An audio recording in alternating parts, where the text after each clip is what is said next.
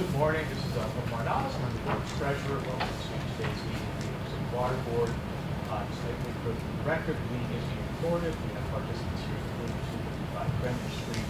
We have participants on the telephone and on the video conference. We present agenda today, and we're going to read everybody wants to go on the board of the CDP. I would ask that you remain on mute, and if you have any background noise within them, they can proceed to an audible and intelligible way. We ask their respect, so please make sure you're on mute. Being on mute, if you have any questions, of course, you can always email photos or speeches after the meeting, or after this is discussed in today's meeting is a business meeting. We ask you. Thank you. Michael? Sorry, I want to start with the floor. Go for it. Chairperson Arlene Shaw. Here. Member Alfonso Carney. Member Adam Reed. Here. Member Yusuf. Here. Member Richard Young. Member Lynn. Yep. Member Andrew. You have We're gonna skip the first item, so I think we're gonna go to the approval of the minutes from the last board meeting. Are there any comments, revisions, questions? All right, hearing none, we go. So I think, oh, sorry. No. First. Oh, yeah, sorry. Second. There we go. Yeah. I'm gonna do it. All We're on the all record. business. We're on the Let's go, record, let's go, so the let's things go. I want to say, I'm gonna say. So I think we all have to affirmatively vote with aye verbally. So go ahead, Adam, and keep it up. I was going to abstain because I was not here for the last meeting unless you needed before. Oh yeah, no, we don't. Sure. Arlene, aye. Aye. Uday Jabbar. Aye. So with no objections, it was approved. I think let's go to the resolution regarding the extension of the funding for the board agreement with the electronic payment vendor. Is there any presentation to conclude? There is. We have slides on the presentations. This is the board authorized this agreement in 2020, and the board at that time authorized up to 11 years with them. We selected Mensis Corporation in 2021 contract, so the agreement can be in effect up until 2032. What we did in 2020, we obtained funding for the first 5 years of the agreement. At that time, the board authorized $8 million for the 2021 to 2025 time period. We spent $4.5 million, that we have $3.5 million left. But the funding expires when the first term expires in February 2026. The board at the 2020 meeting had asked us to come back when we came look at the extension terms and specifically request money for those extension terms, having had the contract previously authorized. The vendor has been a good vendor. They've been constructive. They were selected by Albert and our IT team in 2020, largely because they had the built-in integration with the Itiner's UMax billing systems. There was a linkage we really had to construct and hire software developers to build for us. In 2020, we used the old vendor, which is a Citibank subcontractor. Citibank is paid for it as well. And we selected them because they had that pre-existing link with Itiner's UMax. That was well. What Conentus does, if you pay through the website, payments are processed by Conentus. You pay by check or by money order or wire transfer. Citibank usually process those. But Conentus handles the electronic payments on the website. That's now 75%. If you go back to 2016, we were about 50-50 in that digital migration away from paper to digital was accelerated by the pandemic. That's 75% digital, 25%. Conentus handles about half the digital volumes. They handle about 55% of the transaction. So what you're suggesting is I'm pleased that we'd like to retain the contract for the next 6 years. We're requesting $12 million of funding authorization for the 2026 to 2032 time period. What we'll actually do is extend the contract with 2 extension options and sequence. The first one for 2026 to 2029, and the second one for 2029 to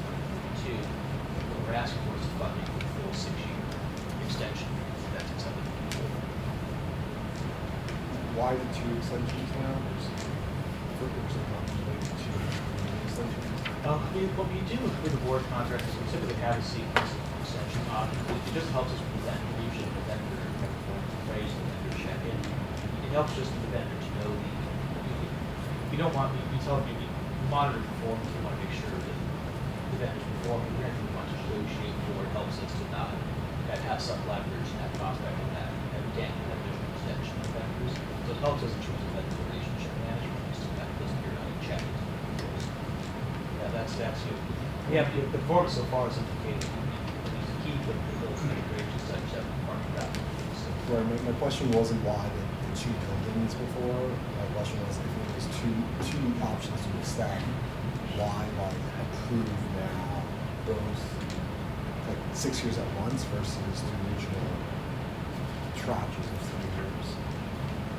Well, I think the reason is based on how we see the board, the performance now, things unlikely to replace the vendor. If we needed to replace the vendor, we'd have to come back to the board and continue to fund the resolution and new authorization. So based on the facts that we have today, we get a satisfactory that we perform well, we want to be able to off the board. If we get a third funding authorization, the vendor doesn't perform, we have to terminate, but we have to come back to the board. We're not getting the funding authorization after. So if it's working, we have the authorization approved to keep the vendor relationship for the next 6 years. And if it's not working, then come back to board with the funding resolution. So that was the reason. You come back and ask for a second or a third funding approval would be for a successful performing vendor. And you have an administrative additional step. There's third item on contract with usually we authorize that like no funding the vendor wants for the initial resolution.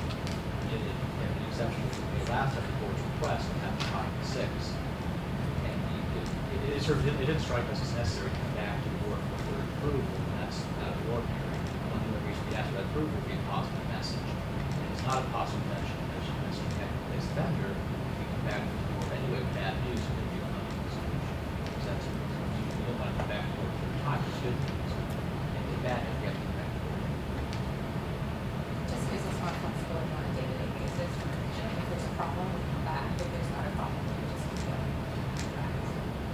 And it's been successful, the usage of it has increased over 5 years. It's been very smooth. So.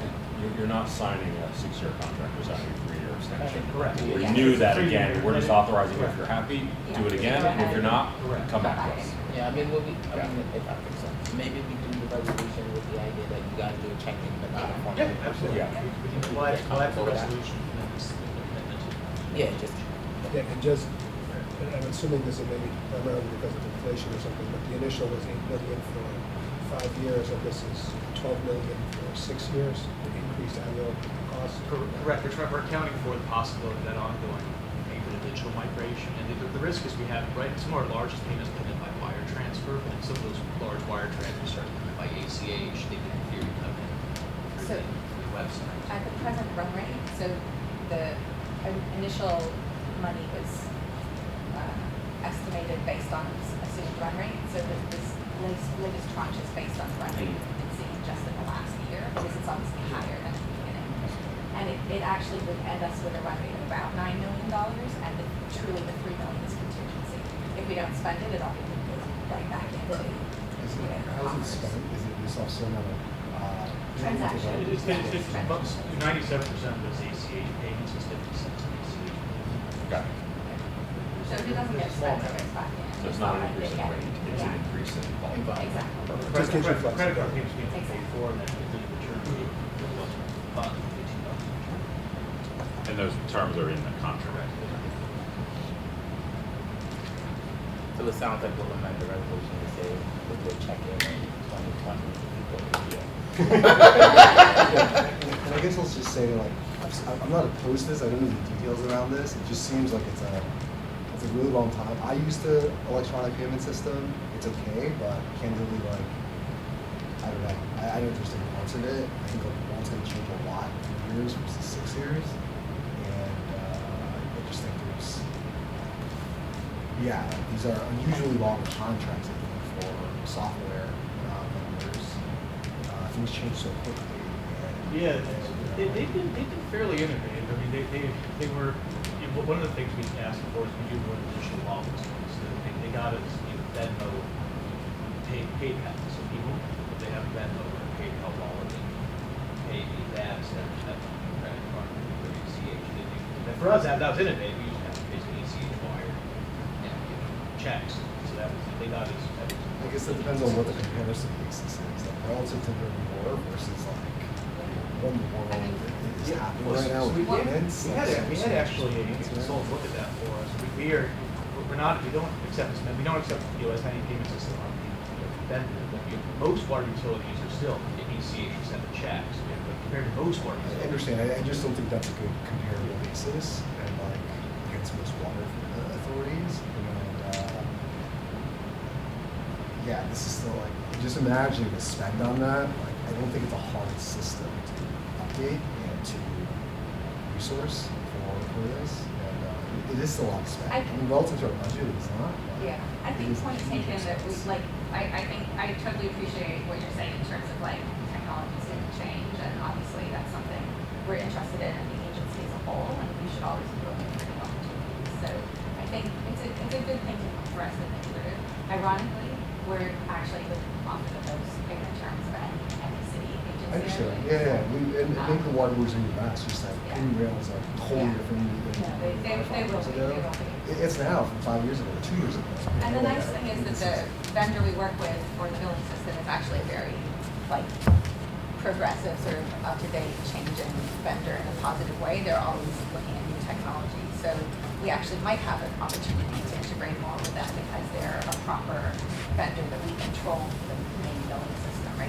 With the city as a whole, there are lots of legacy systems that are very hard to deal with, but our billing system actually is a huge win-win because we control it and it's a very good. And maybe it'd be helpful if maybe you want to set up some time with UK and some of the newer board members, being here forever. It may be helpful just for you to understand the ins and outs, because I think what else is missing contextually, I hear what you're saying, but you clearly come from like a private industry mindset, and you gotta remember that there's just a lot of limitations from a city perspective around safety and cyber and fairness and equity, which I think like someone who sits in a private industry seat recognizes that those are not things we consider like efficiency, but like, you have to take into account the 90-year-old grandma and not being scammed, and there's just like a lot of complexity around how quickly you can move inside of the city agency, because equity and fairness is a large part of how agencies have to run. So maybe it would be helpful if we could schedule a Zoom outside of this to walk people through the system, because it is such a large portion of how we generate revenue, and we did a lot of work around it. There were checks going to Staten Island, and it was like it had to be in New York, and they wanted to go to New Jersey. It was like there were a lot of things that went into the complexity of making sure that our system is adequate as it comes to payment collection. And I think the thing that we have to remember as conservation goes up, being focused on payment collection is very important, because revenue is going to come down. So recouping every dollar becomes more important for the system. So I think that's helpful for other people contextually to understand that. And I think with that, maybe we can call it vote, because then we can talk about how we get more money. Thank you. Oh, sorry, I didn't mean to shut that down. No, I'm so that was sorry. great. Yeah, No, okay. We take ACH, we take debit, we take credit, we take wire transfers for large amounts. So there's no payment method we don't have right now. There are some digital wallets, there's different ways to repackage ACH or credit cards. No one's unable to pay the bill due to lack of payment. Yeah, but I think there's just like other ways, right? There's crypto, there's this, there's that. Like the young people in my office, how they pay for things is like phenomenal to me, and I'm not that much older than them, right? There's like a 15-year age gap, and like they talk about things that I don't think about, right? Like spend-wise with your friends and all these like things. So I think that that's the question, but I do think a conversation about why we selected this vendor, the complexity of this vendor, what the vendor's capabilities are, and why we think about it that way, I think is what UK is saying. He wants to know that we have a vendor who can innovate, and as the system allows for innovation, he wants to know that they'll be prepared to do it, because we are talking about 6 years. 6 years is a long time in this world. And we want to be able to transform, and we want to be able to meet the customers where they are. Because, And I think it's important to know It's 3 and 3, right? But UK saying you're asking us That's for what I was wondering, why 6. it's a 6, yeah. so Yeah, what's UK that? saying you have the ability for 6, and I think 6 in the technology space is a lifetime, right? But I think we selected a vendor that we believe has the ability to be nimble in that 6 years, and you don't have that context here, so I think that would be great. I mean, there's something related to that, I think is also, I guess, the assurance from the department that contract rates that were established 5 years ago are still competitive, right? Like, if you were to go out to the market and rebid these services, would they come in at the same rate? Or would they be lower because technology changes and, you know, there's more competitiveness? And so, like, what confidence do you have that these are Yeah, we still pay for competitive? ACHs on 2 sides. The ACH rate, the Citibank side is higher for one-off ACHs, but it's lower for the batch file ACHs. So it compares favorably to Paymentus ACHs. So we spend about $1.9 million a year between Citibank and Paymentus to collect $4.6 billion. So the fees overall will be very, very competitive. And that we negotiated heavily with Paymentus, the original ask. And Craig and I, Rob, the original ask down was 80%.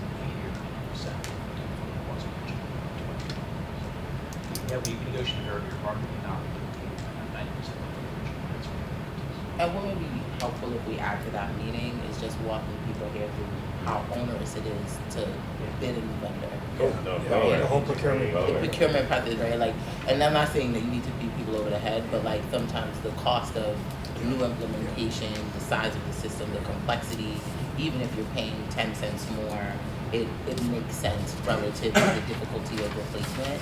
And I think we've all been, me and Adam, we've been through the replacement system, so we know how hard that is too for the system. So I think that would be helpful if you add that to the agenda. Can I just observe, I think because this is the contract that's on the table, we're focusing very closely on something that's small. Yeah.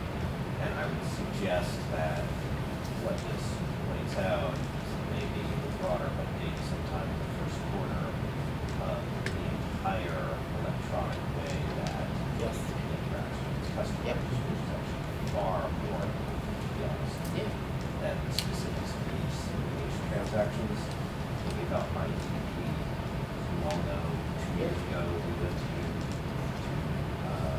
get your support for a bonus for people who sign up for automatic payments. Those are strategic. Yep. This is quite technical, to be honest. Yep. And I think the board's time and our kind of obligations to allow you to have oversight is far better spent on the strategic. How well are we using Itinerus? One of the things that we've talked about, Albert and Marissa and I at length, is the fact that we are still not taking advantage of all of the things that Itinerus allows us to do with the billing system.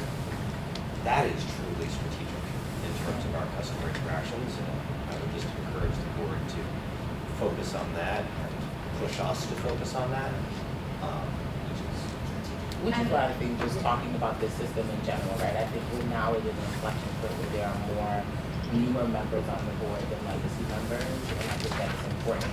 And as we go, we've had the benefit, and hopefully he joins, but I still want to do it today. We've had the benefit of people on this board being here for over a decade, the majority of the board, and I think that we've had this embedded knowledge of how hard it was for you guys to get to, right? We talked about getting people off of checks and direct deposit and how that improved collections and reduced, liens and all the other things. So I do think we're just at that inflection point where I take a point where we need to do a bit more education, whether it's in the meetings or outside of the meetings, to sort of bring people up to speed.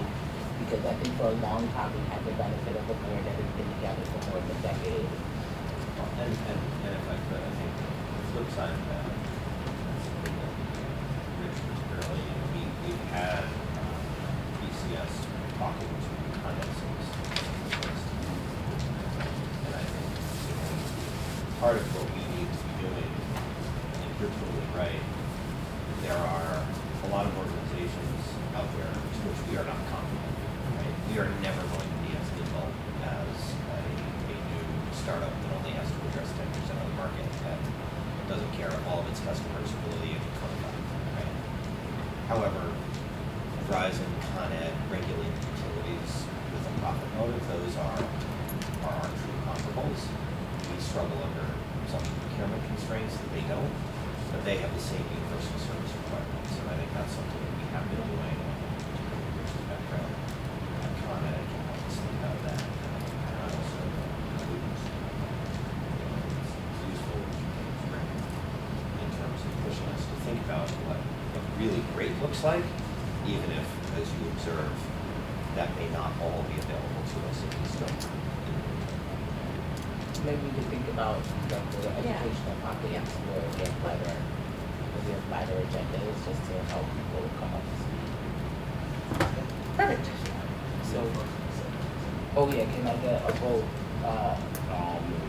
Yeah. Perfect. All in favor? Indicate with Aye. Okay. Aye. Second. Oh, yeah, that's right, yes. So I think that takes us to the 5th item on the agenda, which is the Bryant Park billing discussion. And I'd be happy to take that one on, unless you want to Can kick it I off. just, I just want to observe, and you know, these next two items from Bryant Park EPA, you'll recall going back 3 years when we put up our list of our most delinquent customers, we had a couple of surprises. There's been a lot of them. And Albert can walk you through the specifics, but you know, this has been a big effort that I've spent a lot of time on. I was engaged in the former BMTA directly, spent a lot of time in Bryant Park with Parks Commissioner, former Parks Commissioner, particularly Sue Donoghue. I want to give her a lot of credit for personally engaging with Bryant Park on how important it was that they engage seriously with us on these issues. You know, one of the things, and we talked about this in our last meeting, finding is that many of these cases, we are not totally in the right, right? And some of the customers who have given us trouble aren't totally in the right either, but they have legitimate concerns, particularly in some of these complicated cases, where we have somebody who has a single service line and a working meter and they don't want to pay their bill. That's clear cut, and we're almost always in the right. And we've got weird setups, right? Like the MTA with 450 subway stations and sometimes the water line going across the tracks. That's weird. And we've got certain things like Bryant Park where there's an intermingling of what are legitimate public city charge uses of water and vendor charges of water. And whenever the deal was struck 40 years ago, people weren't paying attention because frankly DPT's billing system then was an absolute mess. We are now still in the long-term cleanup of some of those things that were considered within the error bars, and now we are the error bars, in part thanks to the MTA system. Right? And so I just want to give that perspective. I think it does play into what we were just talking about, like thinking broadly about how we interact with customer service, and Albert particularly has done tremendous work in revolutionizing PCS, including just this week officially launching our major customer Key accounts group. Key accounts group, sorry. The key accounts group within PCS, which is something Albert's been intending to do for a year and a half or more, that allows him to dedicate some of his most senior people to these accounts that are both disproportionately revenue generating, therefore really important for us to get them not only to pay but pay on time, but also more likely to be far more complex. You know, and among the dynamics that we see is because our enforcement has a lag, we'll come back to that later on when we talk about some of the things going on with the city council. The first pattern we see is that when somebody doesn't like their water bill, they call and complain. But if they don't like what they hear, they just don't pay. And if we don't follow up quickly, that issue festers. And so we've been systematically going through so many of these things that we've collectively allowed to fester. And these are two that I'm really proud that we have gotten to the resolution on. And I want to thank Chris and Albert and everybody on Albert's team with that. Thank you so much, Rick. Yes, so Alf Kramer, Bureau of Customer Services.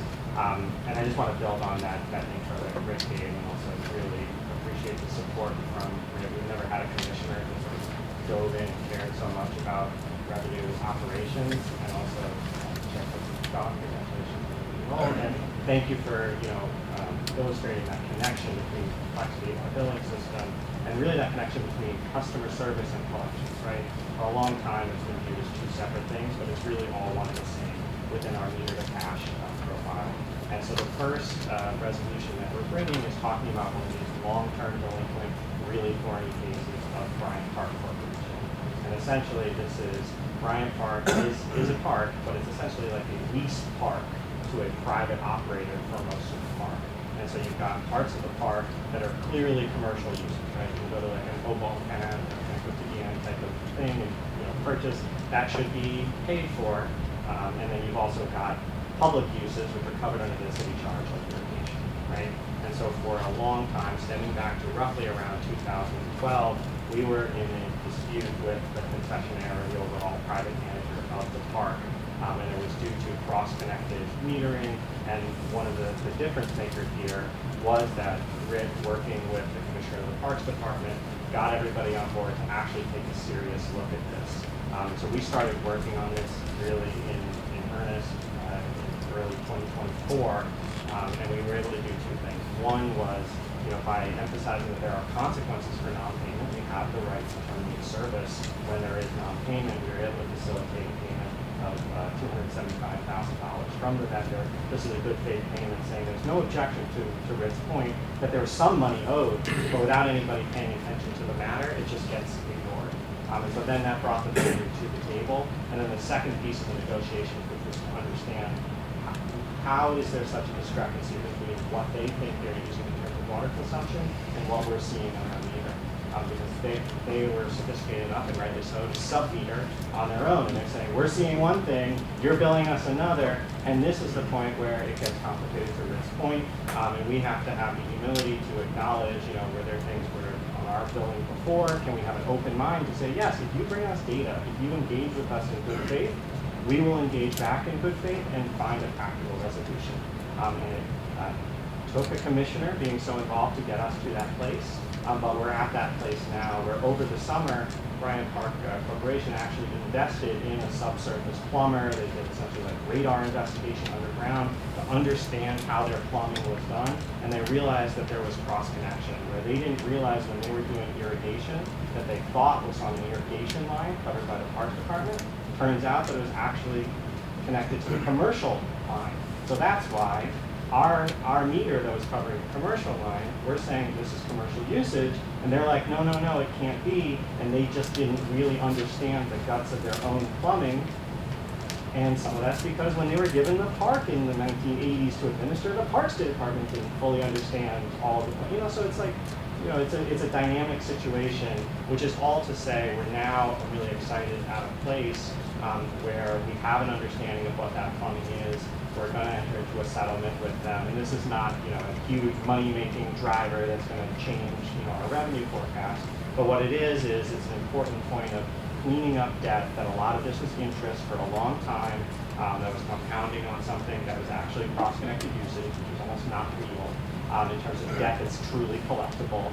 And it also gets us a clean slate and really supports the principle that's at stake here, right? Which is that every customer has to pay, and if you have a dispute, you have to engage, and just ignoring us for 10 years and hoping that it'll just go away is not a strategy, it's not acceptable. And as we're going through with our new key accounts group, as we're working through, we are bringing these accounts into good standing, making the necessary adjustments, compelling payment. So I'm really excited to bring this to a close. And I think that this is probably one of the harder ones to have solved, but we're there. And what this resolution does is it just gives us the authority beyond the normal $1 million to do the necessary adjustments to remove a lot of that interest, clean up some of that cross-connected consumption over the last decade plus, and then most importantly, get an agreement with the concessionaire that says they acknowledge they have to pay their bill going forward, and they acknowledge that what is on our meter is correct, and because they're responsible for the plumbing, their plumbing is not perfect. And they're acknowledging that even though their plumbing is not perfect, they would rather pay for a little of that cross connection going forward, rather than the alternative, which is for them to essentially spend millions of dollars to rip up the entire park to do that plumbing, right? And so that's the leverage that we have in bringing it to what is a fair resolution. So I'm really excited about that, and I appreciate the board's support and interest on solving these types of things, because it helps me to make sure that we're focusing on the right thing. So I just wanted to open it up to your questions. And if I could, even though I've already spoken, I just want to chime in on one or two more things. One, these things do get very thorny. I also want to acknowledge Hiro Joshi, former mayor, who also backed us up on this, including letting David Peterman know he had to talk to me. And the other observation I'll make is that our consistent approach to this, as Albert was just saying, is that our goal is not necessarily to maximize revenue. Our goal is to clean these things up. Because as we talked about nearly 4 years ago when I arrived, our accounts receivable is not the inflated accounts receivable we carry. To the extent that it includes debt that is truly not green, it hurts us in many ways and doesn't help us. So it is far better for us to uncover stuff that truly is inaccurate on our AR and wipe away than it is to try to fight for everyone's stuff. I also think in a world where you have a lot of competition around individual buildings and homeowners, I think it is also in the spirit of fairness that if we are, being very hyper-vigilant on what homeowners are doing, I think that it's important that the agency overall, to your point, in the interest of fairness, are also making sure that large corporations that have the adequate revenue can pay that. And we've been seeing fairness in where we've been going after $1 million plus properties, right? Large, high-end buildings in Manhattan for non-payment. So I echo what you're saying, but I think we should also make sure that the record reflects that we took a fairness approach because we looked at things that were higher value, higher revenue generating, and we're making sure that they're paying their fair share as well as your average New Yorker. I also think it's a direct reflection of narrowing the band because we are getting more sophisticated, because we're tightening it. We are paying attention to some of those historic inaccuracies that I think in terms of fairness, but also good faith, that this is not someone who's trying to cheat the system. There was a technical issue that was causing concerns, and everyone was right and wrong in that. So really appreciate focusing on fairness, focusing on good faith, and focusing on kind of cleaning up our books. I'm as focusing on more so on making sure going forward that it's clean as much as we are as getting rid of the AR that we're not going to ever get. So just commend you. I know how complex this is and sensitive, so the fact that you guys are clearing this out one at a time, and I love the idea of having a key customer do that. That makes complete sense, and it's amazing we didn't have it before. So just really appreciate you guys continuing to innovate on some of the stuff that's not sexy but so fundamental, and actually ensuring that we can have a well-functioning system and minimize costs as much as possible for the residents of Manhattan. Just two things. One is, you mentioned part of this is dealing with the license or the lease with the Parks Department that you have. Now, I don't know if there's a way that, in terms of existing licenses or that are up for renewal, or ones that get, that are sort of going to be written, somehow you built in this, going forward that they have to do this, and that there are penalties for not doing this, so you can avoid some of this. And not because they're time limited and they're going to be up for renewal. So there's maybe a way to sort of insert it in the language. Yeah, I can speak to that. So the short answer is that already exists within the contracts of the Parks Department and the leases that they have. The trick is enforcing it, and I think that was the key. And so it's actually a really good point. I appreciate the comment, which is that not only are we thinking about just this one park, but this has opened up a new dialogue and relationship with the Parks Department and a new partnership. And again, it's a two-way street, right? Sometimes we have debt on our books from a concessionaire that left 15 years ago and is bankrupt, and we're never going to collect that. That's not essentially real. On the other hand, if you have a new concessionaire who takes over and you expect them to take over that debt from a concessionaire 10 years ago, it doesn't work. And by having cleaner billing and accounting, then when we say, hey, Parks Department, in the contract, you have to enforce that they need to pay us, they can say, yep, it's clean, it's consistent, and absolutely. And we've seen that partnership grow, and we'll definitely make sure that we're, in constant communication. Because the other, I mean, you could also get the concessionaire to maybe do the capital investment as part of the lease as well, if it's updating the plumbing or something like that. And so Yes. they sort of get credit for it as well, but it's coming from the park side, benefit. Yeah.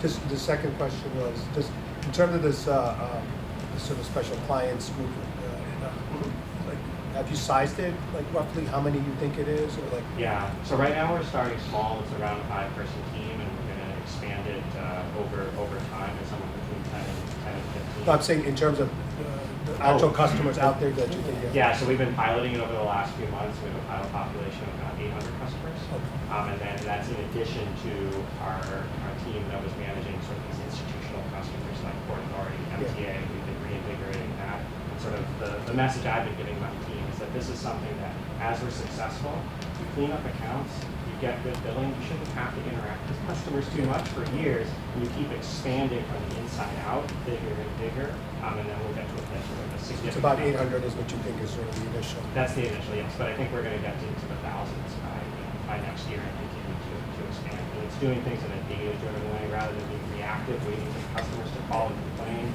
We say, oh, customer Shaw, who runs a large multifamily building, just put in a cooling tower application. She's not gonna pay until she gets that cooling tower credit. Let's make sure that we're facilitating that inspection, that meter installation, that setup of the credit quickly, so that then we get prompt payment. So it's all of that connected, leveraging the UMax billing system and the data that we have never had before. And I appreciate the interest in that billing system, because we are actually at this inflection point where we're thinking, all right, we've implemented, we've stabilized, all right, what comes next? How do we truly get the most out of the potential of the technology and the roadmap? So the board's sort of interest in that as we're thinking about that and looking to fund that is very, very Thanks. And I'll just also echo his point about enforcement. I think, frankly, in a world in which for, what was it, 13 years, we never threatened to shut off water.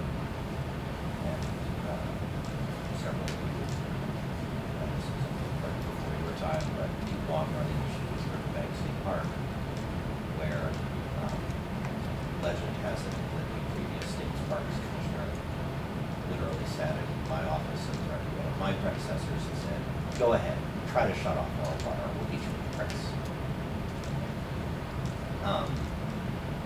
The idea that DEP has the standing to go ahead and shut off water is ultimately what has to be there in order for people to come to the table. Because otherwise there's no incentive.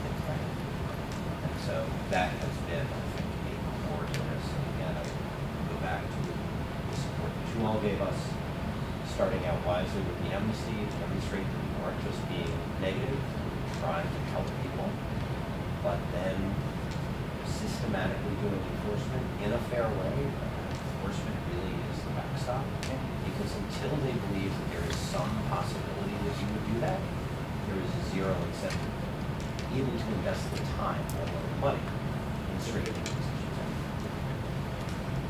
Like we're segueing into some of our later Yeah, conversations. any questions or comments on this resolution? Okay, so can I have a motion? Can I have a second? All in favor, vote with verbal aye. Aye. Passes unanimously. I think that takes us to the other one, Albert. You're here today. It's much easier, right? Albert, you're here for the money. doing my best. So, and Chairperson, you brought up that piece about fairness and looking at our biggest customers, and I think the MTA really falls into that.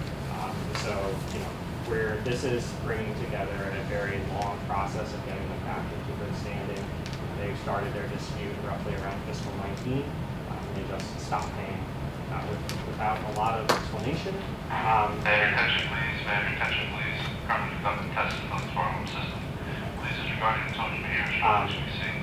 And so we've been really working with them, and that's delivered results in the sense to RIT, working with their CFO to get them back to engage in good faith And we have the payments to prove it. We've received about $39 million in payments since June of 2022, $10 million in this fiscal year, $14 million in this last fiscal year, I believe. And so a lot of that, and what MTA, the person I've been negotiating with, told me directly is that the game changer was RIT's willingness to bring in real data. So it's sort of similar to our JFK resolution, which was an MOU from the 1990s or earlier. This is an MOU from 2002, right? So when a big partner says some things have changed since 2002, and we say, no, keep paying, without being willing, in good faith, to have an honest discussion about it, that leads to an impasse. And so RIT's dialogue with the CFO talked about, okay, what if we piloted adding meters to the 7 and L subway lines? And so that's what we've done for the last 2 years, is we added about 60 meters on those different stations, and then we were able to get real data to inform where were the MOU estimates accurate, where have station usage changed, just like we in the water system, right, have seen there's been a transformation in terms of conservation investment, fixtures, water usage has gone down. That is also actually citywide. That's also what we have seen with usage in the subway system now that we have real data. But that doesn't mean that they don't still have to pay, and we also have to have a framework that going forward is fair and update this MOU to be in a place that says, and when there is a future dispute process, we engage, we work through. It's not just okay and don't pay. So there's been a lot of work here, and so the pilot finished up a little earlier this year. We then got the data, and over the last few months we've been engaging with partners over at MTA, and while the ink is not yet dry and this is still a dynamic negotiation, we believe we are at the finish line, and there's a tremendous desire, both from our side and the MTA side, to wrap this up this calendar year, and to get things set so that going forward, my tagline is, I want water billing to be boring. I want this to be a boring relationship. We send bill, they pay, and again, MTA actually pays on a flat rate, and they pay in advance once a year, which is also valuable to us. And so it's about getting these large customers back online, back so that this isn't revenue that might be a one-off because we constantly have to, we don't know if it's going to come in, but it's something that we can get back to baselining. That's what helps to make our revenue forecastable. That's what helps to keep rates as low as possible in these dynamic times.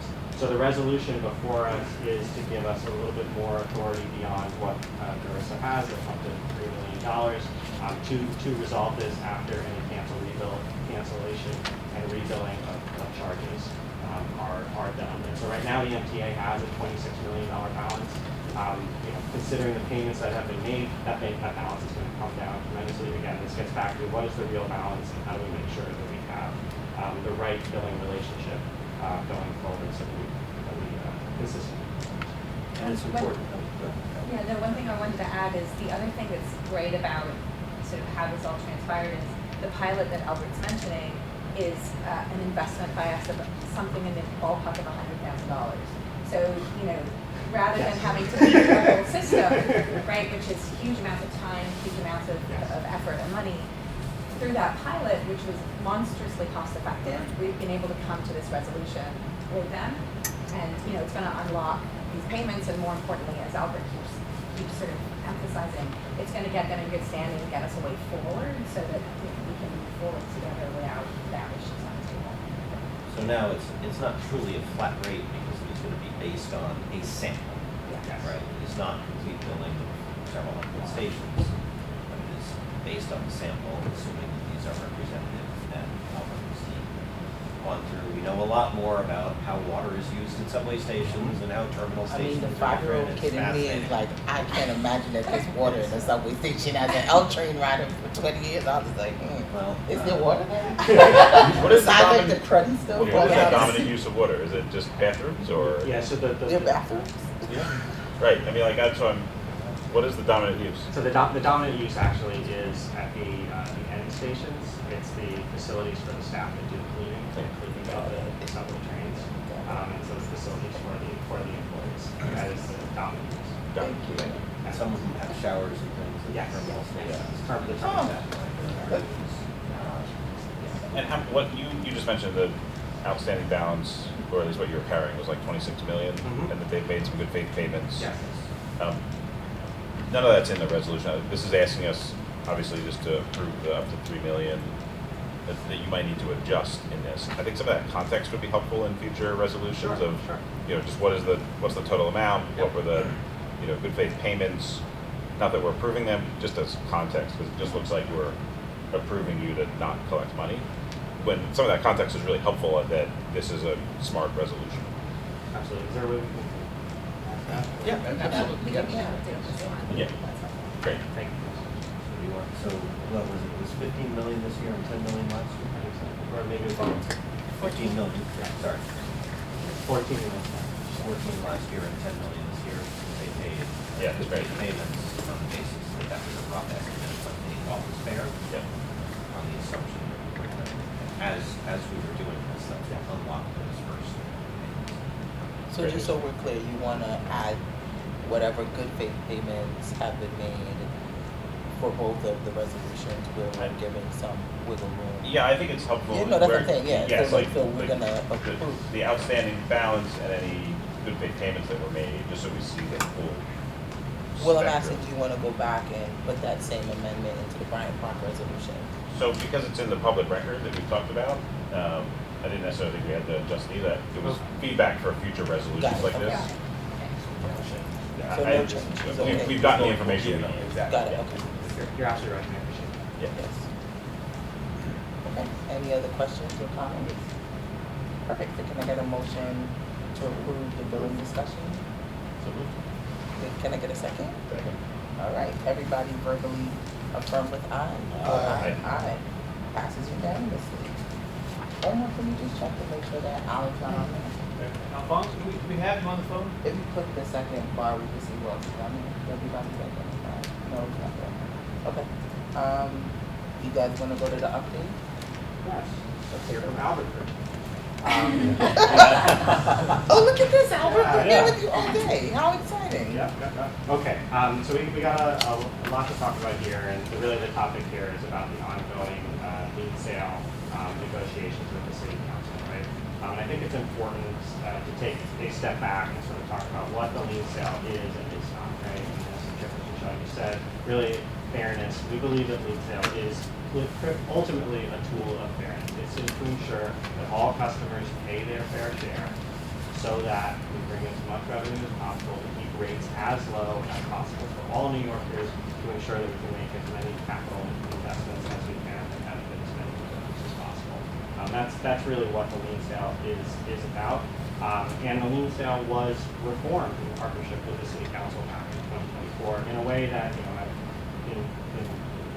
working with the lien sale process of DEP since roughly 2011, this is the most outreach, the most compassion, the most fairness ever. We're now working with nonprofits and the mayor's office to text customers about, hey, you need to look at your bill. This is an important process. Doing door knocking outreach, and it was successful, right? So if we take a step back, the number of customers that were sold and had a lien sold in the 2025 lien sale was 0.1% of all of our customers.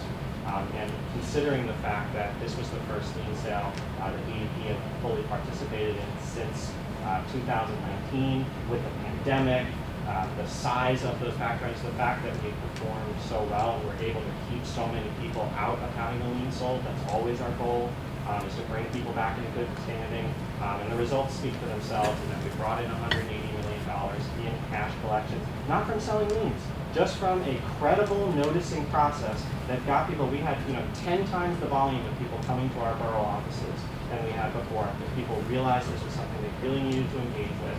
And then when they work with a customer service agent, this is that connection between good customer service and collections, to come into a payment agreement, flexible terms, up to 10 years, 0% down. We want to work with customers. If customers say, hey, something was going on with the billing, where they're disputing, we say, we're happy to take this to the side for now, work that through, and make sure that we have full confidence in what's going on. We brought in, customers entered in $172 million in AR, accounts receivable, secured in payment agreements, and then once the liens that were sold brought in $22 million in total.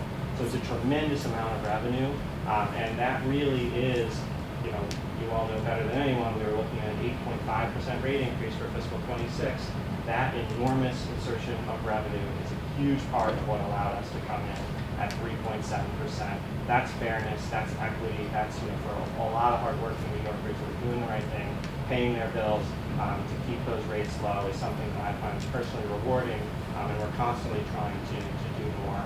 Nobody's looking to sell liens, you know, every time that, you know, the rare times when a home has to end up being foreclosed on after a long, multi-year process to try to engage with the customer is extremely unfortunate, and it's a tragedy, and it's something we're very much looking to avoid, and that's why when the city council engaged to work at the lien sale and say, hey, we reformed the first part, the pre-sale process. Now we want to add additional protections post-sale to help vulnerable homeowners, to help people avoid foreclosure. DEP is fully in support of that, right? And that's... Wait, can I just pause you? Yeah, I absolutely. think a critical piece you're missing in the first half of the Yeah. conversation is, I'm gonna set you up if I ask a question I know Please. the answer to. Please. I think it's important that we ask, how is the system funded? Like, are we funded through the city's coffers, or how are we funded? Excellent question, Chair President. And all of the revenue that comes in through water bills is what funds the entire water and wastewater system. The entire 30+ billion capital plan, our entire expense budget, almost entirely is through bills paid. And that's something we've seen where there actually is that disconnect in understanding, even with the city council members, we're extremely smart and excellent partners, but there just is that lack of understanding and education on that issue, and it's something we've really been working to emphasize. And just to remind, it's a $4.6 billion budget for this year. So a couple of $100 million from federal or state funding, all the rest of it is from the revenue. Right, so I think it's just important that we know that in the record, because, you know, not being able to collect has a direct impact on affordability for the end-use customer. So this is truly a system where collection is fairness and non-collection leads to higher rates for other people. So I didn't want to cut you off, but I think that that is a critical piece that's constantly missing for the conversation. For every sad story we hear, right, the other working class individuals have to actually pick up. And listen, and I like Giving Tuesday, I do. Right? I think that we have a collective as, you know, to be helpful and to help our fellow man, but I think it just needs to be clear that there's a direct correlation between non-payment and increased costs for others. So you can continue about the post-lien sale process, sorry. No, absolutely, excellent point. And so, you know, that's the value of the system, and we think it's a system that works, is incredibly beneficial one, but one that we're always open to improving and providing additional protections for the vulnerable. And so the City Council did introduce a couple months ago multiple legislative bills, and that while we support additional safeguards, what they propose is essentially an entire, technically, overhaul of the system that we believe puts the entire concept of will there be a lien sale ever again, whether it's next fiscal year or beyond, really in doubt. And when that happens, we cannot rely on the revenue that will come from the lien sale. That has a direct impact on making tough decisions about, absent that substantial portion of our $4.6 billion revenue stream, what that will have an impact on rates, that will have an impact on how we afford to invest over time, or both. And more specifically, in terms of concerns with the bills, you know, the first was this concept of the city council. They had a 4-year resolution to say, hey, you're off, the mayor is authorized to do lien sales for 4 years. They moved to now saying that they have to authorize every year. That's something where that level of, you know, oversight of politics involved makes it doubtful that the system would actually function. The second part is they set an incredibly high floor for when a tax class 1, 2, or 3 family. For DEP bills, it's only 2 and 3 family homes, $200,000.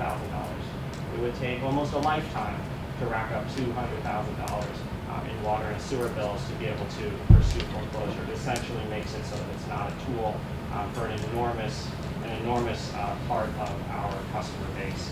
And then finally, the entire process and system was unclear and unproven.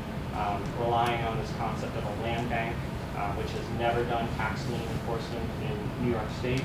And so with what was put on the table, we don't have the confidence that there would be a lien sale. Now, these bills have not passed, right? And so we're in negotiations with the city council, and we're endeavoring and hope that there will be a workable compromise that finds that balance. And Commissioner Rick gave a testimony in the city council, and the council members said, no, they don't want to cancel the lien sale. They want to make sure they can preserve the funding stream for DEP.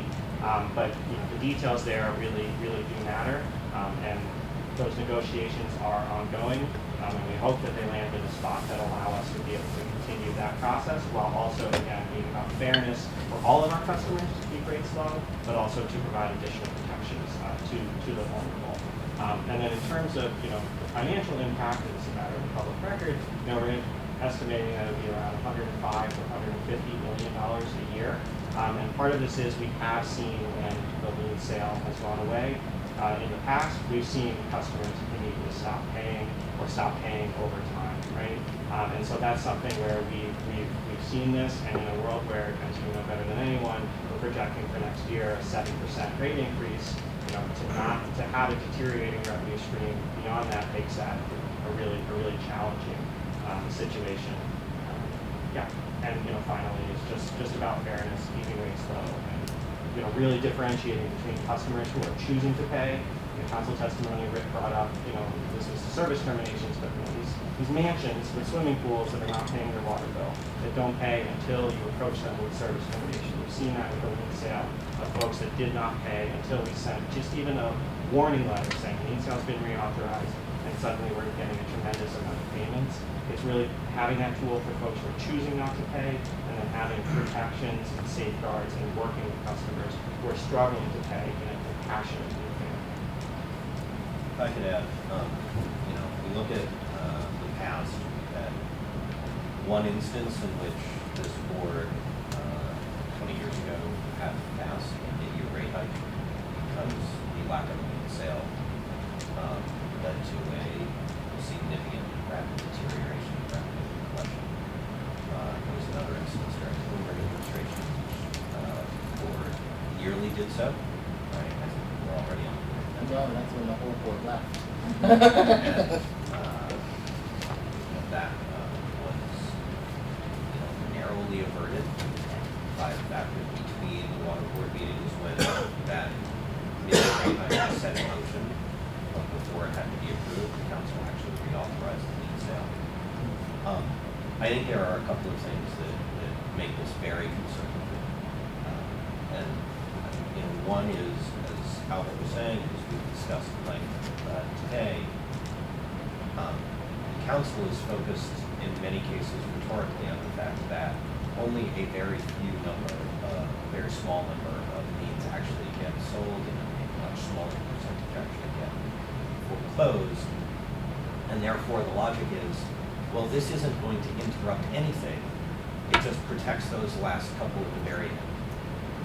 And what they are not seeing is the connection between the threat of that end is actually what drives the whole process.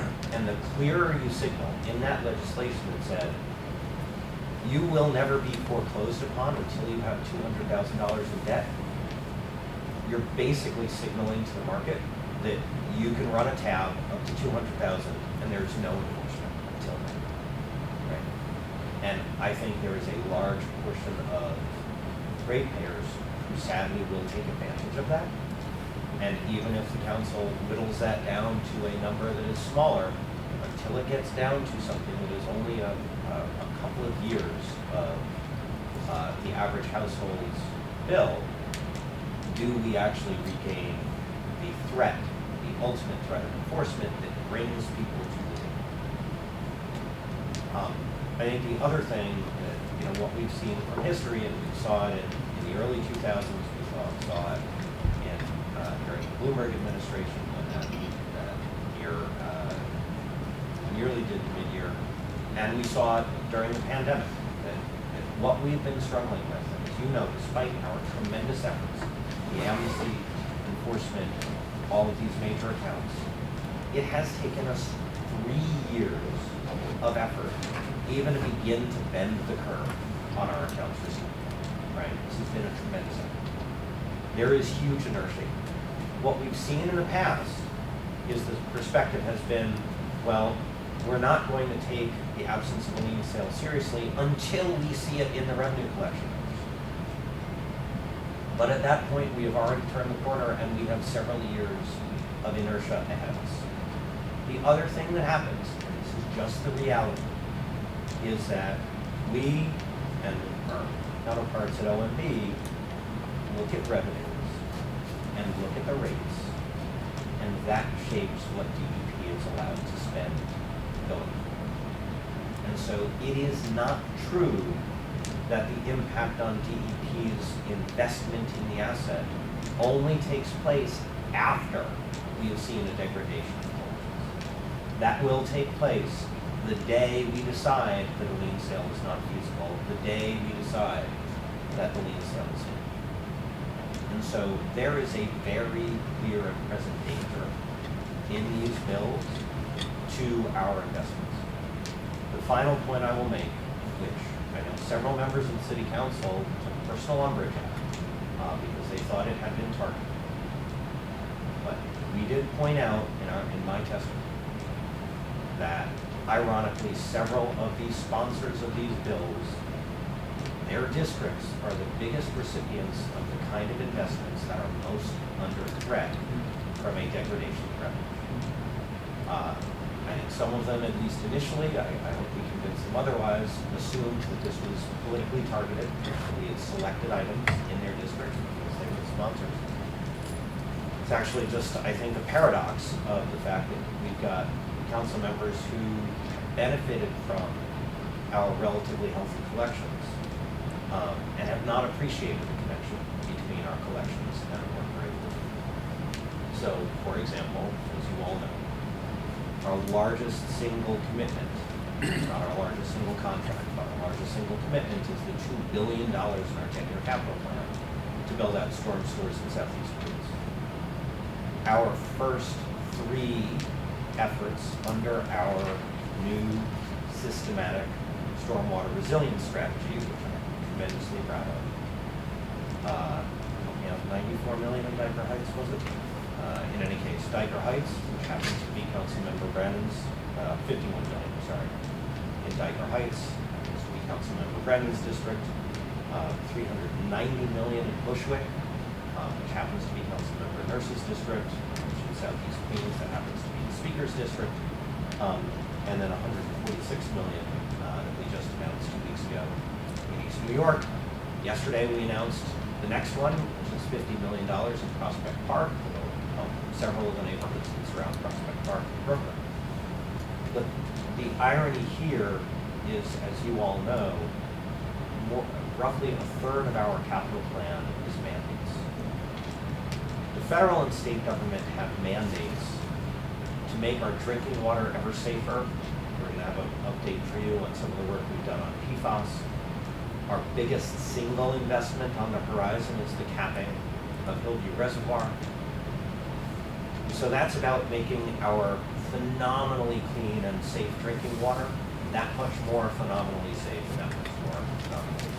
That's great, but that is a mandate, and federal and state governments have imposed significant costs. As you also know, over the last generation, we have invested tens of billions of dollars in cleaning up New York Harbor. There are tens of billions of dollars in mandates that we will be fulfilling under the next 10-year capital plan and the remainder of our current long-term control plan imposed by the state that runs through 2040. Many of you appreciate the fact that in our most recent 10-year capital plan, we received an increase of our total investment of roughly 10%. That's a big number. Virtually the entirety of our increase in our capital plan is for one project, which is the Newtown Creek Tunnel, which is all about combined sewer improvements. The reality is that most New Yorkers think we've done a really good job of cleaning up the harbor. I do not hear from New Yorkers over the last 4 years. I have not heard from New Yorkers or elected officials telling me they're worried about our drinking water quality. I have not heard from New Yorkers who are unaffiliated with environmental organizations coming to me saying they are worried about the quality of New York Harbor because what they say is it's great that we now have whales and dolphins and seahorses and oysters, right? And that's evidence that our investments were well. What is not mandated at all is stormwater resilience, which is the only thing I have heard from every elected official and virtually every individual I have engaged with in my 4 years in this job. They say, protect us from stormwater flooding.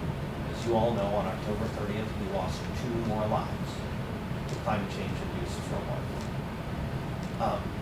There is no mandate that requires us to invest in it, which means that if our spending gets capped, if our rates get frozen, if our collections start to deteriorate, the only places we will be able to cut are state of good repair, which will put us in ever greater likelihood of violating our permits, or on stormwater resilience, which is our biggest single area of discretionary investment. And so that is a connection between the healthy collections and the lives of individual New Yorkers. This is not just about fairness.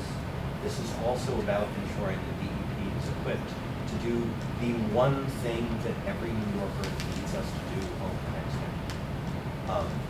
And can I just stop you? Yeah, I do think that relates back to fairness though, because if you have enough money, you can fix a lot of problems. I think the most vulnerable people get hit by the stormwater, right, the stormwater surge. The most vulnerable people, when you look at Flint, right, when you look at those that are greatly impacted by state of disrepair, it tends to be the communities that don't have the economic resources to be able to protect themselves against pending destruction. So I take your point, I think it's very important, but I do think it goes back to fairness because we need to make sure that our most vulnerable New Yorkers are being given first-in-class service to make sure that they continue to receive what is the quintessential portion of like your day-to-day existence. You can survive without a lot of things. You cannot survive without clean water.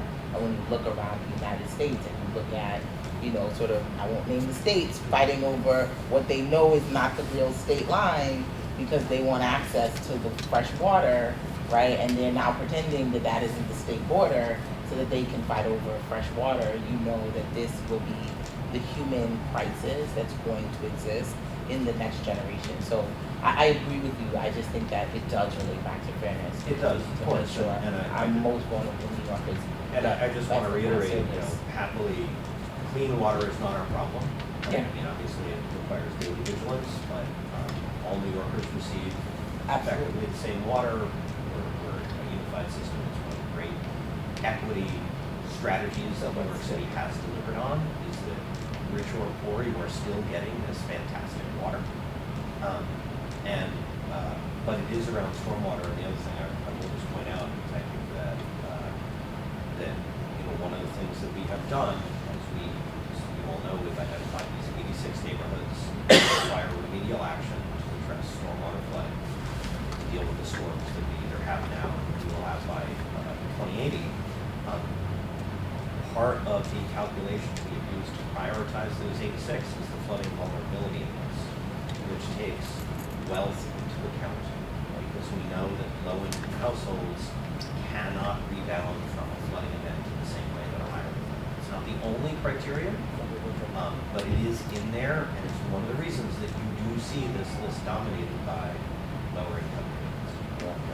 I think fairness is always at the cornerstone of what we try to do as an agency, and I think it's just important that we drive that point home because we are on the same side as City Council. We want to deliver best-in-class service for all New Yorkers. We want to keep the system affordable for all New Yorkers, and we want to work collectively with City Council to make sure that we can continue to meet that mandate. So, thank you for all the hard work. And just to put some of the numbers in context as well, you know, it's hard to predict exactly how much we might lose, but we do, of course, have predictions for how much we gain with lean sale through the halo effect. And just again, to reiterate the numbers that Albert mentioned from last year, $180 million collected from the halo effect alone, and $170 million worth of payment agreements entered into only 22 million from actual lean sales. So So over $350 million, $6 million of recurring revenue leveraged through our bonding gets us almost on average sort of $100 million worth of capital investment. So you can imagine that sort of a cut of say 100 million, 150 million on a recurring basis, that's a cut of something like 1.75 to $2.5 billion of the capital program. So even, these numbers, although they sound relatively small in the context of the budget, when you think about that leverage for the capital program and what we need to build, it actually has a very significant impact.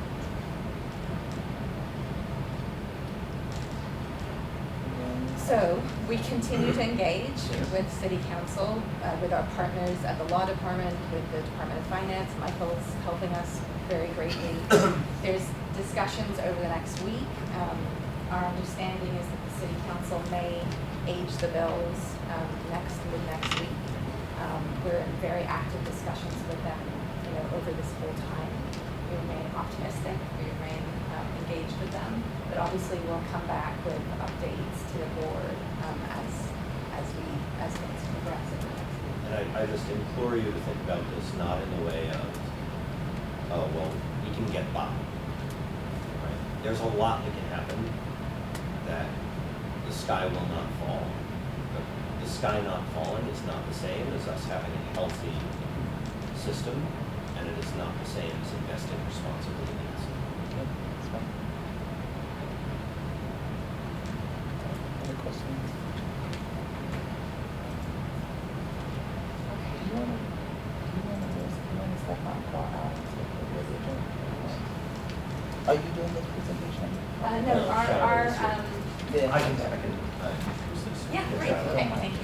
So, as you all know, every now and then, we have asked the water board to use its contracting ability to allow us to do some work that could be done on the DEP side, but could also be done on the water board side, and is of strategic value to the agency, and particularly strategically valuable to the community.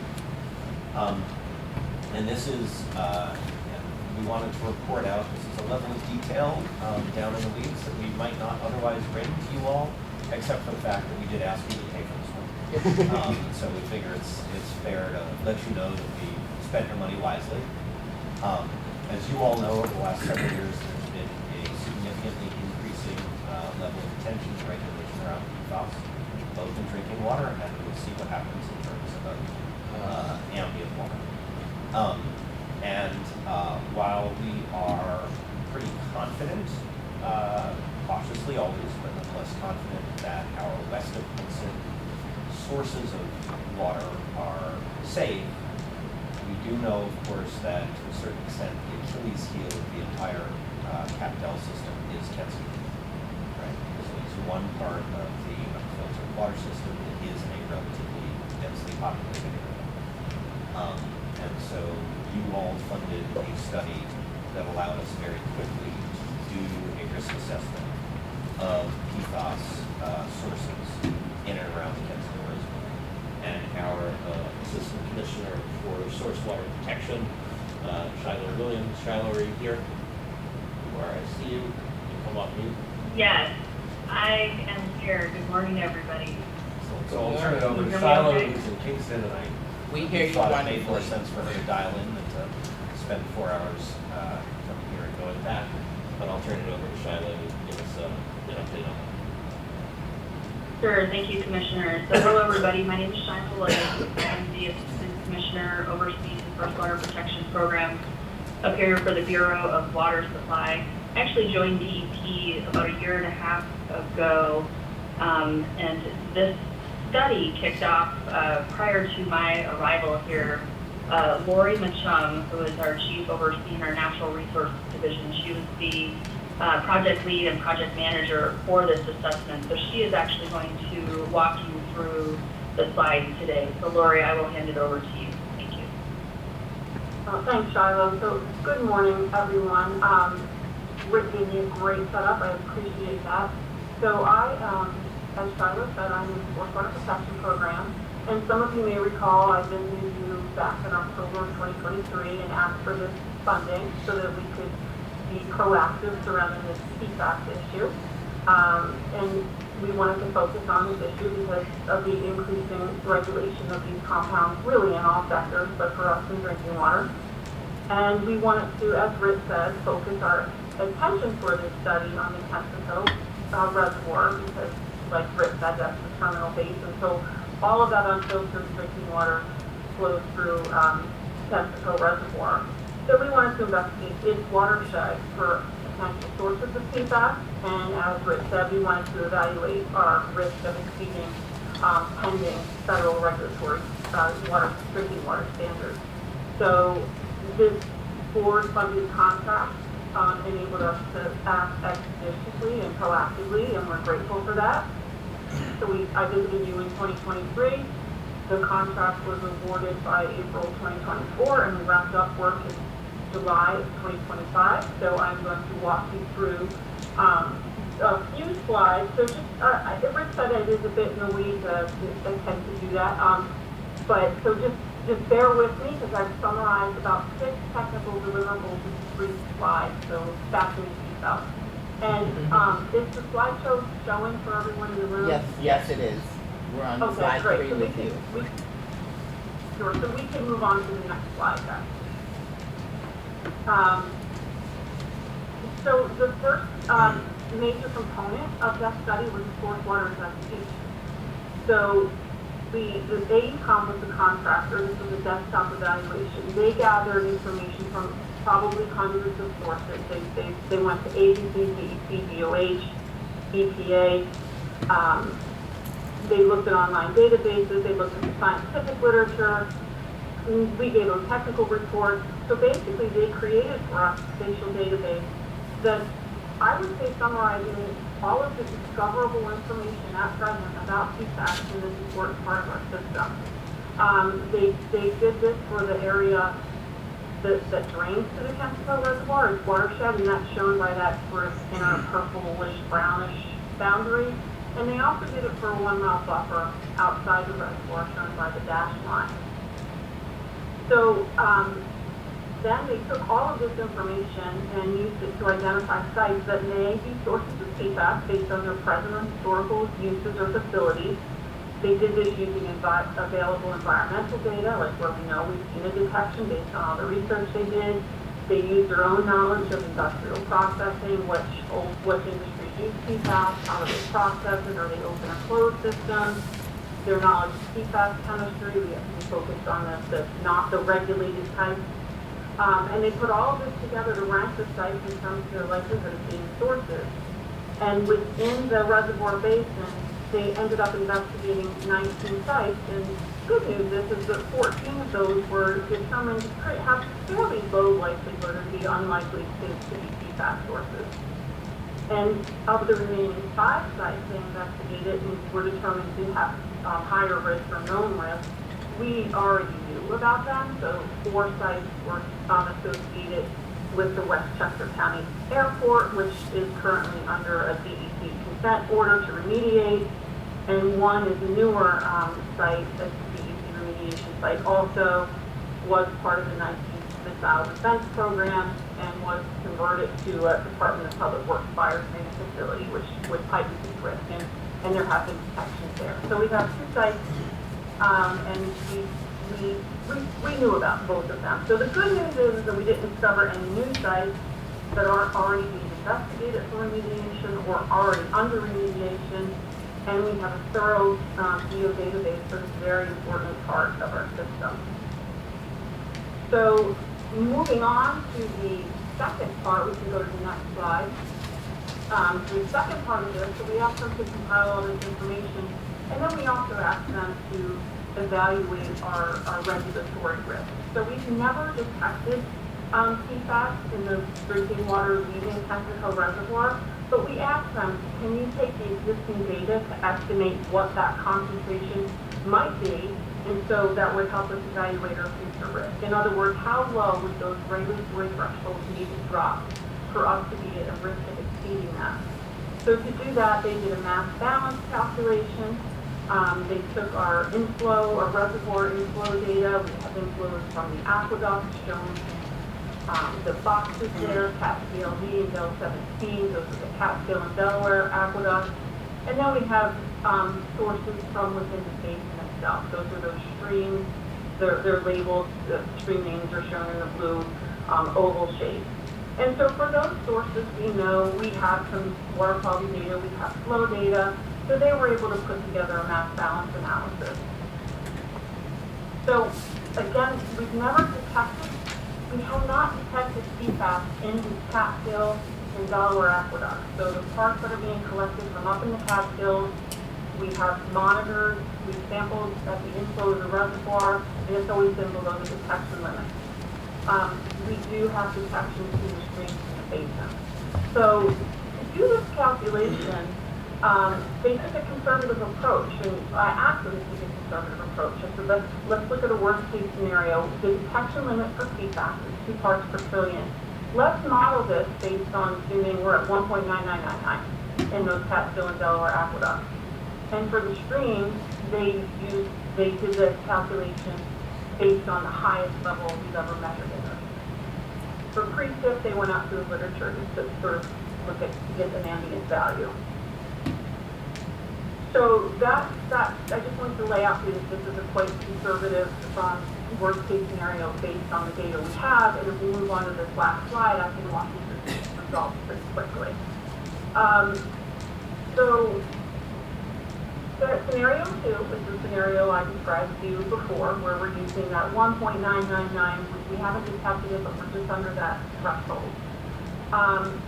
And this table shows you the predicted concentrations that would be leaving Texaco under those assumptions. And you can see for the worst case scenario, they hover around 2, above and below 2. Again, 2 is the method detection limit. And the regulatory limit, which I should have put on the slide, our risk is low because the current regulatory limit, or the 2024 regulatory limit that will be in effect at some point in the future, right now it's 2031, for FOA and for FOS is at 4 parts per trillion. So we're coming in 1 to 2 parts per trillion based on which set of assumptions we work with for those 2 chemicals. The remaining chemicals on that slide, the 2024 limit is 10 parts per trillion. The current administration has motions that they tend to drop those standards, and that's all TBD. But we know for FOA and for FOS, the administration has signaled to keep that 4 part per trillion level, and we are below that. So our risk is low because the vast majority of water in the Texaco Reservoir is from that high quality sources of the Catskill and Delaware watershed. So they are filling Texaco Reservoir with about 97+% of the water in that reservoir. So we asked AECOM, can you do a back calculation and what would have to happen to those streams in the Texaco Basin to make us hit that 4 parts per trillion threshold? And they calculated that the streams in every stream in that basin would have to have an increase in its PFAS levels from about 30 to 300 times above the levels that we're seeing. And we felt that that is not foreseeable because we know that the 2 sources, we didn't identify new sources in the basin, and the ones we did identify are under remediation, and we have a strong source water protection program in the Catskill and Delaware watershed. So at present, our risk under those 2024 regulations looks low, but we will want to keep our eye on this and reevaluate that risk in the future because analytical detection capabilities are only going to improve. Calculated research will continue to evolve. And so we could potentially have, more PFAS-type compounds regulated at lower levels. So at this time, we're okay, but we must, as always, keep our eye on how the science and regulations evolve. And with that, I can take any questions if anyone has them. Any? Thank you, Lori. Can I just to pull back for a moment? One of the reasons that this is such a big deal is that we've got a lot of unknowns and potential catastrophic outcomes, right? So, where you pointed out, we actually don't know where the regulation is going, right? There's a lot of uncertainty, and obviously the Biden administration was headed in a very extreme direction. The Trump administration has changed that. The other thing is that there's a cliff in terms of this detection limit. I just, to step back and make sure we realize we are talking about the fact that we can't, that if it is less than 2 parts per trillion, so Kensico Reservoir is what, 33 billion gallons, right? So we're talking about a little more than a quart of PFAS in the entire Kensico Reservoir, right? Is undetectable. But as Lori points out, we assume that that detection limit will go down, which means we're fighting against a bit of an invisible enemy because we know it's less than 2 in the CAT-DEL system. We don't know whether that's truly 0 or whether that's 1.9, right? And so because of those 2 uncertainties, it's really important for us to understand what our buffer is, because we're in a what you have to believe scenario. And the final thing is that the only current way to remove PFAS from drinking water is through mechanical filtration. So the issue we face is that if we find that we are in violation of PFAS, we immediately have to move to building a filtration plant, which, as you all know, is the entire reason we have our Western Hudson watershed source water protection system. It's, depending on the estimates, 6 billion back from the 1990s was the estimate. If you look at what Portland has, it's a $20 to $25 billion investment, right? So truly catastrophic if one day we uncover, oh wow, we are heading towards being out of compliance with PFAS. It's truly catastrophic for the system, which is why it was so important for us to have your help to very quickly use the water board's ability to do fast procurement to get this done, so we really understood what our risk is. Happily, it confirmed that our risk is very low. Did I get anything wrong there, Roy? You did not. Thank you for that wrap up. Appreciate it.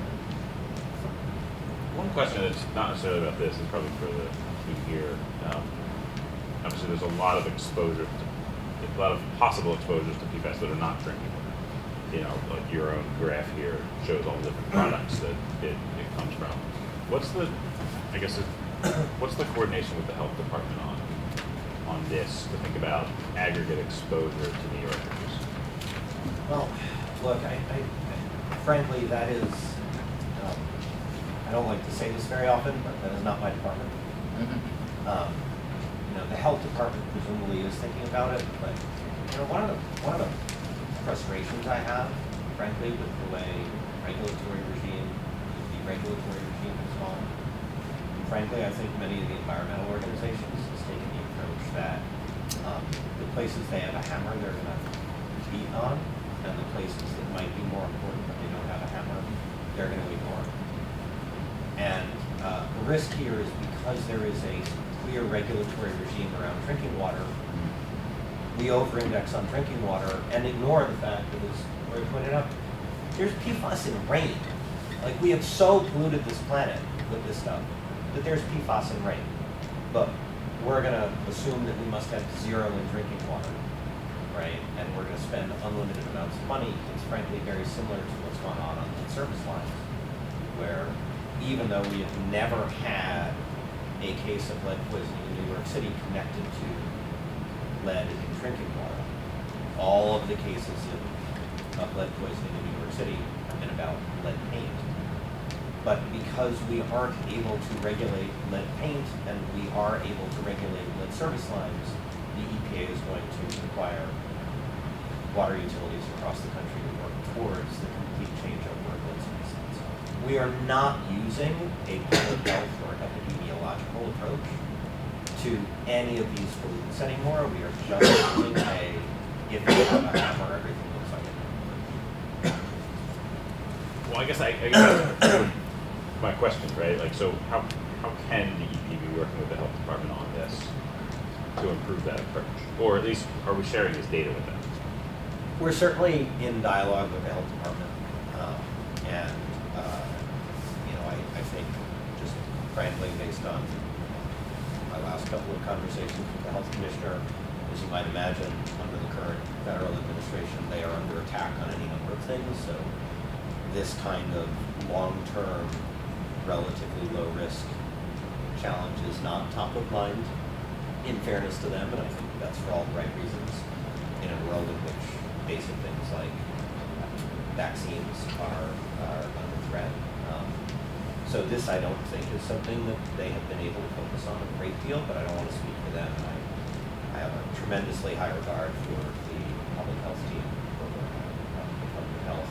I think it's a similar challenge facing the State Department of Health, which is actually much more the real policymaker on this, because so many federal regulations are delegated to New York State, as you know. Recently at a meeting that we hosted, we had a number of folks from the State Department of Health. We were talking about the number of federal mandates that they are struggling to administer over the next couple of years, and that being a real challenge for them. So I don't know what's going on. A lot of respect for both of those agencies, but I can't answer that.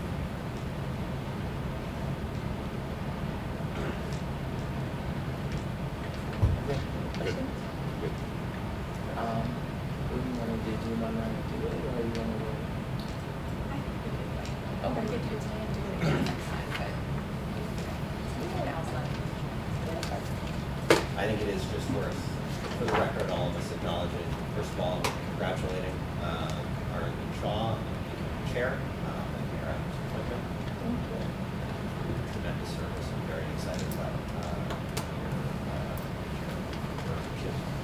and of course acknowledging the tremendous service that Al has served as chair and will continue to serve as his president. And unfortunately, Al couldn't be with us today, but we have a sort of thank you, token of thanks to him, which is our new maps, which are not even released at DP yet, but they're going to be going up on our walls hopefully in January. But we wanted to share them with Al as a thanks.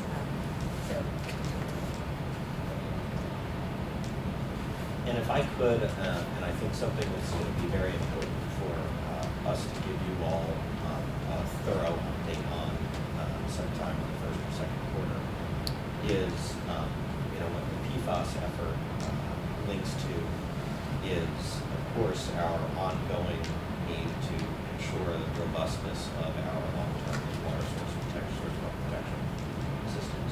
We've talked to you in the past about the fact that our filtration avoidance determination, which is issued by the Department of Health under that delegated authority from the EPA, expires in 2027. It's something we've been gearing up for 2 years now, doing original research on our own about the changing landscape of threats to the filtration avoidance determination.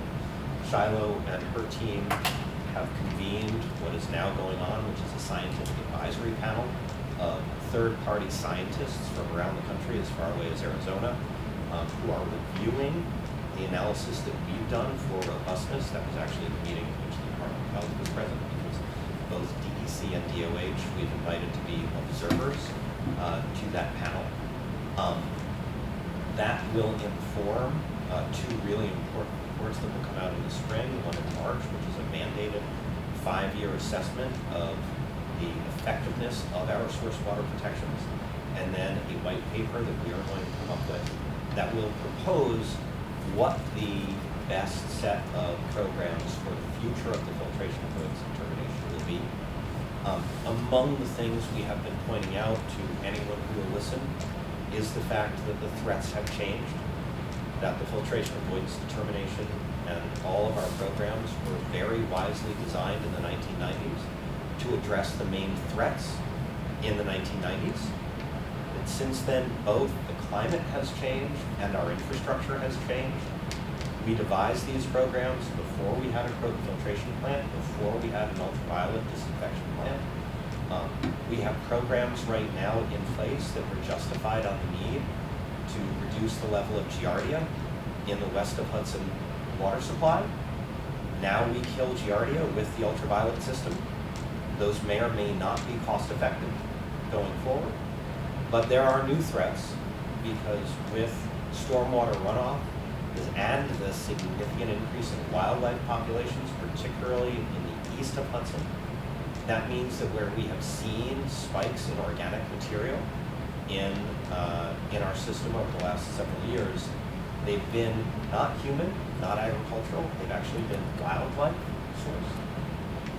Keeping land forever wild isn't a strategy to reduce wildlife sources of organic contamination.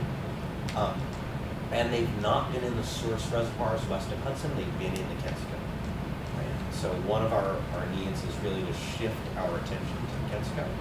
We also know that the filtration plant that serves the Croton system has done tremendous work. We've had a significant reduction in taste and odor issues. We've done a lot of improvements where the Croton system is now, again, a core part of our system.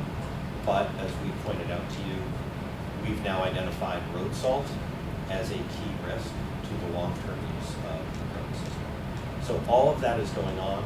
Our water withdrawal permit, which is a companion because we need a water withdrawal permit, it's kind of a misnomer. We don't need a water withdrawal permit to take water from our reservoirs because they are very old. They're permitted under a lot of things that are kind of grandfathered in or have special legislation.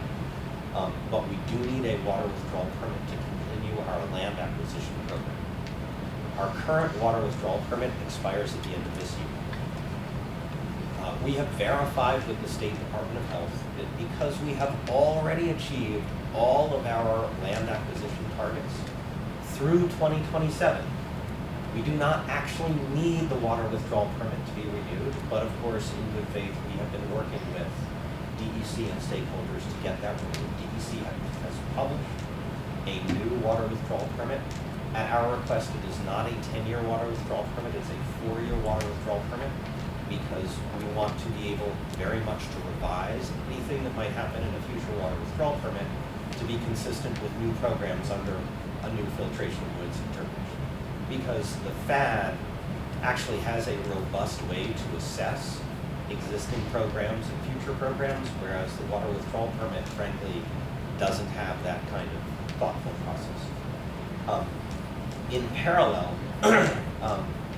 we recently reached agreement, I'm really proud of this, on a landmark new intergovernmental agreement, where we've recognized that the way we've done a lot of our programs in the past did not recognize the fact that DEP and the watershed towns and counties really should be working together as government-to-government partners and not in, I believe, a constellation of advocates and others and regulatory regimes. Because there is a lot that DEP can and should be doing simply as a major employer and economic driver in the watershed. And that as long as economic development takes place in a way that's consistent with watershed protections, we should be encouraging a vibrant economy in the watershed. So that's the spirit in which we reached this IGA. We've never done this before, so it's a very big deal that we did this. It is an important part of recasting how we do the work towards the next FAD and making sure that it is fit for the challenges in the future. It got some press over the last several weeks, so I wanted to raise it for your awareness. But I think it would make sense for us to come back and do a much more comprehensive review, especially in that beta March to May period when our report will come out and our proposals will come out. Sounds great. Okay. Before we wrap, can we just ask one question? Just curious about anything around, obviously there's a new mayor, with the will be new mayor, and any kind of policy or personnel decisions or anything like that. And the policy is also around humans and what that means with regards to water boards. Just if there's any short summary, if it's a follow-up or maybe. Let me know. Yeah. Your guess is as good as this. Read the New York Times. That's the answer. I will just say, we have thus far had no formal interaction with the transition team, which is value neutral, right? But, you know, Okay. But it does look good for us, 'cause our former deputy mayor, who is a huge supporter of DP, is part of that transition, so we have our fingers crossed, so good guys. Any other questions, comments? Okay, perfect. Thank you. Hearing none, can I have a motion to wrap our meeting? So move. Can I have a second? All in favor, say aye. Aye. Aye, pass unanimously. Thank you.